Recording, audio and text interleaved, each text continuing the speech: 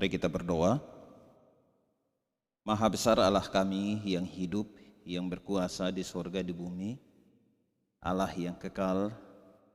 Pada pagi ini kami umat-Mu, kami hamba-hamba-Mu datang menghampiri-Mu ya Allah, menaikkan syukur, pujian dan pengagungan kami kepadamu. Sebab oleh karena kasih setia dan kemurahan-Mu yang Engkau nyatakan bagi kami ada hingga saat ini, bukan karena kuat gagah, bukan karena hebat kami, tetapi semata-mata karena Engkau Allah yang setia bagi kami. Kami pada kesempatan ini kami akan belajar dari kebenaran firman-Mu. Kami mohon Tuhan pimpin, berkati kami, singkapkan kebenaran-Mu bagi kami, berkati kami, baik setiap yang mendengarkan firman Tuhan, demikian juga hamba-Mu yang menyampaikan. Tuhan berkati kami. Di dalam nama Tuhan Yesus kami sudah berdoa dan kami akan merenungkan firman. Amin. Firman Tuhan pada hari ini terambil dari 1 Korintus pasal yang pertama ayat 1 sampai dengan ayat yang ke-9. Demikian firman Tuhan. Dari Paulus yang oleh kehendak Allah dipanggil menjadi Rasul Kristus Yesus, dan dari Sostenes saudara kita, kepada jemaat Allah di Korintus, yaitu mereka yang dikuduskan dalam Kristus Yesus dan yang dipanggil menjadi orang-orang kudus, dengan semua orang di segala tempat yang berseru kepada nama Tuhan kita Yesus Kristus, yaitu Tuhan mereka dan Tuhan kita. Kasih karunia dan damai sejahtera dari Allah Bapa kita dan dari Tuhan Yesus Kristus menyertai kamu. Aku senantiasa mengucap syukur kepada Allahku karena kamu atas kasih karunia Allah yang dianugerahkannya kepada kamu dalam Kristus Yesus. Sebab di dalam Dia kamu telah menjadi kaya dalam segala hal, dalam segala macam perkataan dan segala macam pengetahuan, sesuai dengan kesaksian tentang Kristus yang telah diteguhkan di antara kamu. Demikianlah kamu tidak kekurangan dalam suatu karunia pun, sementara kamu menantikan penyataan Tuhan kita Yesus Kristus. Ia juga akan meneguhkan kamu sampai kepada kesudahannya, sehingga kamu tidak bercacat pada hari Tuhan kita Yesus Kristus. Allah yang memanggil kamu kepada persekutuan dengan anaknya Yesus Kristus Tuhan kita adalah setia. Firman Tuhan pada hari ini di bawah tema kita dipanggil karena kemurahan Tuhan. Sekali lagi, kita dipanggil karena kemurahan Tuhan. Jemaat di Korintus didirikan oleh Paulus pada perjalanan misi pertama yang dicatat di dalam Kisah Rasul pasal yang ke-18 ayat yang ke-17. Saat itu masyarakat Korintus diliputi kesenjangan sosial. Ada yang sangat makmur, tetapi ada juga yang miskin. Dan orang-orang Kristen di situ berasal dari masyarakat yang latar belakang mereka adalah kafir. Itu kalau kita perhatikan di dalam 1 Korintus pasal yang ke-12 ayat yang kedua. Tetapi ada juga yang berlatar belakangkan Yahudi yang dicatat di dalam Kisah Rasul pasal yang ke-18 ayat yang ke-8. Kendati latar belakang mereka berbeda, Paulus menghendaki agar setiap orang percaya perlu memahami bahwa panggilan Tuhan bagi dirinya, bagi orang-orang yang percaya, adalah panggilan kepada pembaharuan baik dirinya sendiri maupun orang lain. Bertolak dari nats kita hari ini, ada beberapa kebenaran yang patut kita pelajari untuk menuntun kita sebagai umat Tuhan masa kini memahami panggilan Tuhan bagi diri kita di zaman sekarang ini. Yang pertama adalah panggilan anugerah. Di dalam ayat yang 4, ya saudara yang dikasihi oleh Tuhan, panggilan anugerah adalah tindakan inisiatif dari Allah, kemudian Dia memanggil kita, umat percaya, orang-orang yang dulunya hidup di dalam kegelapan untuk hidup, untuk meresponi panggilan itu. Tetapi ini terjadi dari pihak Allah. Jadi bukan karena ada sisi baik manusia, entah itu amalnya ataupun oleh karena hal lain sehingga dipertimbangkan dan Allah memanggil. Tidak demikian. Nah, saudara yang dikasihi oleh Tuhan, di sinilah kita melihat yang dimana secara jelas disampaikan bahwa aku senantiasa mengucap syukur kepada Allahku karena kamu atas kasih karunia Allah yang dianugerahkannya kepada kamu dalam Kristus Yesus. Saudara yang dikasihi oleh Tuhan, yang melandasi ucapan syukur Paulus kepada Tuhan adalah oleh karena kasih karunia yang mereka terima, kasih karunia yang Allah berikan kepada orang-orang Korintus. Artinya bahwa Yesus Kristuslah jalan satu-satunya untuk masuk dan menerima kemurahan Allah. Itu yang pertama. Yang kedua, dipanggil untuk dikuduskan. Di dalam ayat yang kedua, di situ berbunyi demikian, kepada jemaat Allah di Korintus, yaitu mereka yang dikuduskan dalam Kristus Yesus dan yang dipanggil menjadi orang-orang kudus dengan semua orang di segala tempat yang berseru kepada nama Tuhan kita Yesus Kristus, yaitu Tuhan mereka dan Tuhan kita.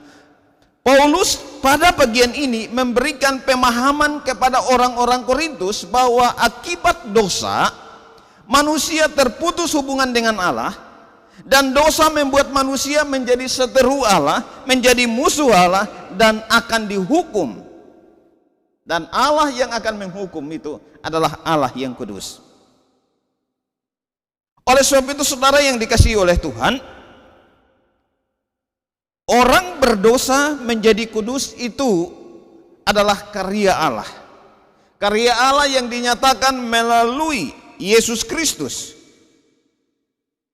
melalui pengorbanannya, mulai dari perendahan diri Allah di dalam Yesus Kristus yang lahir di kandang hina, kemudian mati, disalibkan untuk menggantikan, untuk menebus manusia yang berdosa. Oleh sebab itu, setiap orang yang percaya kepada Kristus itu dikuduskan. Oleh karena apa? Oleh karena penebusan yang dikerjakan oleh Allah sudah dilakukan melalui Yesus Kristus. Manusia yang berdosa yang percaya kepadanya dikuduskan untuk kembali hidup dalam persekutuan dengan Allah. Saudara yang dikasihi oleh Tuhan, dipanggil untuk dikuduskan bukan karena sudah kudus, maka dipanggil. Sekali lagi, dipanggil untuk dikuduskan bukan karena sudah kudus, maka dipanggil. Nah, dua hal ini sangat berbeda artinya. Nah, demikian saudara, supaya Anda dan saya sebagai gereja masa kini kita memahami bahwa panggilan Tuhan yang merupakan kemurahan kasih Allah, anugerah Allah yang dinyatakan, Dia memanggil kita supaya kita hidup di dalam kekudusan Allah. Yang ketiga, dipanggil di dalam persekutuan. Di dalam ayat yang ke-9, akibat kejatuhan dalam dosa, manusia terpisah dari Allah. Ini setiap Allah memanggil, baik orang Korintus pada konteks penerima surat ini maupun Anda dan saya, adalah panggilan untuk hidup dalam persekutuan dengan Allah. Karena Ia adalah Allah yang setia dan sedang dan akan selalu menyatakan kesetiaannya. Saudara, di dalam terjemahan versi muda dibaca ayat yang ke-9 demikian bunyinya, Allah itu setia. Dialah yang telah memanggil kamu untuk mendapat bagian dalam hidup bersama dengan anaknya Yesus Kristus Tuhan kita. Sekali lagi, Allah itu setia. Dialah yang telah memanggil kamu untuk mendapat bagian dalam hidup bersama dengan anaknya, Yesus Kristus Tuhan kita. Allah menghendaki manusia yang berdosa dan terhilang dibawa kembali untuk hidup dalam persekutuan dengannya. Hal ini disampaikan Tuhan Yesus yang ditulis oleh Lukas di dalam Lukas pasal yang ke-19 ayat yang ke-9 dan ayat yang ke-10. Kata Yesus kepadanya, hari ini telah terjadi keselamatan kepada rumah ini, karena orang ini pun anak Abraham, sebab anak manusia datang untuk mencari dan menyelamatkan yang hilang. Allah mencari yang terhilang dan tersesat untuk kembali hidup dalam persekutuan di dalam Yesus Kristus. Yang berikut, yang keempat, dipanggil untuk melayani. Saudara yang dikasihi oleh Tuhan, setiap orang yang percaya kepada Kristus adalah hamba Kristus. Jemaat Korintus berasal dari latar belakang yang berbeda, namun di saat mereka percaya kepada Kristus, harus melakukan apa yang Tuhan kehendaki. Nah, disinilah kita melihat tujuan panggilan Allah kepada manusia yang tentunya sesuai kehendak dan rencana kekal Allah. Hal ini sebagaimana ditegaskan oleh Paulus di dalam surat 1 Korintus pasal yang ke-7 ayat 22 sampai dengan 23. Sebab seorang hamba yang dipanggil oleh Tuhan dalam pelayanannya adalah orang bebas milik Tuhan. Demikian pula orang bebas yang dipanggil Kristus adalah hambanya. Kamu telah dibeli dan harganya telah lunas dibayar. Karena itu, janganlah kamu menjadi hamba manusia. Paulus sampaikan bagaimana tindakan Allah dalam menebus manusia yang dulunya menyembah berhala atau kafir, namun dipanggil Allah untuk menjadi hambanya. Menjadi hamba Tuhan artinya siap mengabdikan atau membaktikan hidup kepada Tuhan untuk menjalankan apa yang Tuhan kehendaki. Tentu ini sangat kaya kalau kita aplikasikan ini di dalam kehidupan pribadi kita. Entah Tuhan menghendaki kita untuk melakukan tugas pekerjaan kita dengan baik, entah Tuhan memanggil kita untuk terlibat, ya, panggilan Tuhan bagi kita untuk menyerahkan hidup kita sepenuhnya untuk melayani Tuhan, atau panggilan Tuhan bagi kita untuk melayani Tuhan secara part-time, atau Tuhan memanggil kita untuk terlibat dalam pelayanan baik di dalam kepengurusan sebagai pengurus komisi atau sebagai pengurus diaken. Saudara yang dipanggil oleh Tuhan, ya, saudara adalah hamba Tuhan, ya. Saudara, kita semua yang percaya kepada Tuhan adalah hamba Tuhan, dan kita dipanggil untuk menjalankan apa yang Tuhan kehendaki untuk kita lakukan. Kita dipanggil untuk melayani. Saya dipanggil untuk melayani. Anda semua dipanggil untuk melayani. Baik anak kecil, baik remaja, baik pemuda, baik jemaat dewasa, baik jemaat usia lanjut. Kita semua dipanggil untuk hidup di dalam kekudusan, dipanggil untuk hidup dalam persekutuan dengan Allah. Kita juga dipanggil untuk hidup melayani Tuhan. Dan yang kelima adalah dipanggil untuk hidup dalam damai. Di dalam ayat yang ke-15b dari pasal yang ke-7. Dunia yang telah rusak, kacau akibat dosa, dan manusia hidup di dalamnya, yang tentunya akan menguasai dosa, menguasai seluruh aspek hidup manusia. Dan Paulus menyampaikan bahwa waktu manusia jatuh di dalam dosa, manusia kehilangan kemuliaan Allah. Di dalam Roma pasal yang ketiga ayat 23. Nah, oleh sebab itu saudara, manusia yang hidup di dalam dosa, seluruh aspek totalitas hidup manusia dikuasai oleh dosa. Tetapi di sini kita melihat bahwa oleh karena kemurahan Tuhan, Dia memanggil kita, Ya, dia memanggil orang-orang yang berdosa, dipanggil dari kegelapan, keluar dari kegelapan untuk hidup di dalam terang anaknya yang kekasih.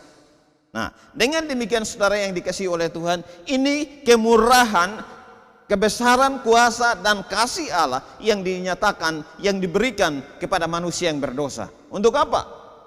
Selain dipanggil untuk hidup dalam kekudusan, dipanggil untuk hidup dalam persekutuan dengan Allah, dipanggil untuk hidup dalam melayani Tuhan, juga dipanggil untuk hidup dalam damai Tuhan. Oleh sebab itu saudara yang dikasihi oleh Tuhan, firman Tuhan ini mengingatkan kepada kita bagaimana kita harus hidup sebagai orang-orang yang meresponi panggilan Tuhan.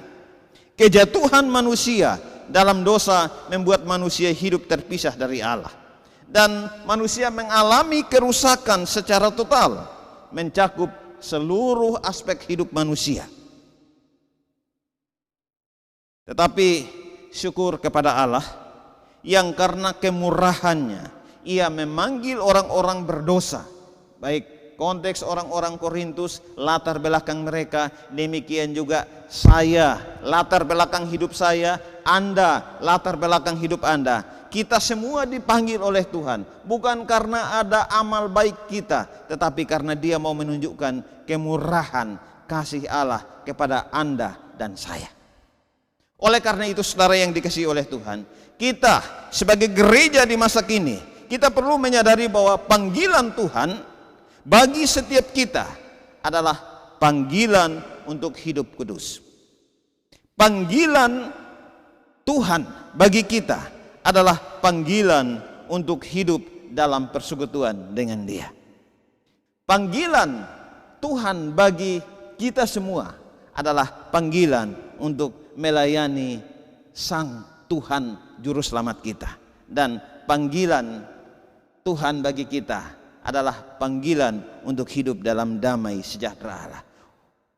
Untuk itulah Allah telah berkenan, beranugerah dalam memanggil Anda dan juga saya, supaya kita hidup di dalam dunia yang penuh dengan tantangan, yang penuh dengan bahaya, yang penuh dengan angkatan yang bengkok hati, yang menolak Yesus Kristus sebagai Tuhan dan Juru Selamat hidup. Tetapi Tuhan memanggil kita, mengutus kita, supaya kita yang telah dipanggil, kita membawa pembaharuan hidup kepada dunia ini. Ketika kita mau jalankan itu, ada begitu banyak tantangan, pergumulan dalam hidup kita, baik keterbatasan pribadi kita, kekurangan kita, kelemahan kita. Itu hal-hal yang merintangi kita. Selain daripada itu, ada pihak lain, baik lingkungan kita, termasuk keluarga kita, termasuk saudara-saudara kita, itu bisa merintangi kita. Untuk apa? Untuk kita menyadari bahwa kita dipanggil oleh Tuhan itu semata-mata karena kemurahan Allah, semata-mata karena kemurahan Tuhan. Nah, oleh sebab itu jangan kita menganggap remeh, jangan kita menganggap enteng kemurahan yang Tuhan anugerahkan bagi kita semua. Tantangan apalagi dari kuasa iblis, setan yang bekerja supaya membuat hati kita puas, nyaman dengan kehidupan kita yang hidup terus berkubang di dalam dosa. Tuhan mau memanggil kita, Tuhan memanggil kita keluar dari lumpur dosa yang membelenggu kita, supaya kita hidup yang berkenan kepada Tuhan. Itu adalah tanggapan yang benar, respon kita terhadap panggilan Tuhan, respon kita terhadap kemurahan Allah yang dinyatakan dengan memanggil kita. Hari ini suara Tuhan tetap memanggil Anda dan saya, kita yang punya pergumulan. Mari firman Tuhan hari ini mengingatkan kepada kita bahwa kalau Anda dan saya dipanggil, itu semata-mata karena kemurahan kasih Tuhan. Hari ini suara Tuhan juga masih memanggil saudara-saudara kita, tetangga kita, lingkungan kita. Ada orang-orang yang belum percaya kepada Kristus, mereka juga dipanggil oleh Tuhan supaya mereka meresponi panggilan Tuhan itu untuk menerima kemurahan Tuhan. Kiranya Anda dan saya yang telah dipanggil Tuhan, Anda dan saya juga diutus untuk membawa pembaharuan dengan pemahaman yang sudah diubah, bahwa karena kemurahan Allah, saya dan Anda kita dipanggil, dan kemurahan Allah juga yang telah memanggil kita, mengutus kita untuk membawa pembaharuan kepada dunia ini. Mari kita berdoa. Terima kasih Tuhan buat anugerah-Mu bagi kami. Kami sudah belajar dari kebenaran firman-Mu. Mohon Tuhan berkati kami, teguhkanlah hati kami, dan biarlah setiap kebenaran yang sudah kami renungkan, Tuhan bekerja supaya kami terus mengingatnya, merenungkan dan menghidupinya di dalam kehidupan kami. Berkati setiap yang mendengarkan. Tuhan terus berkati hamba-Mu. Di dalam nama Tuhan Yesus kami sudah berdoa kepada Bapa di sorga. Amin.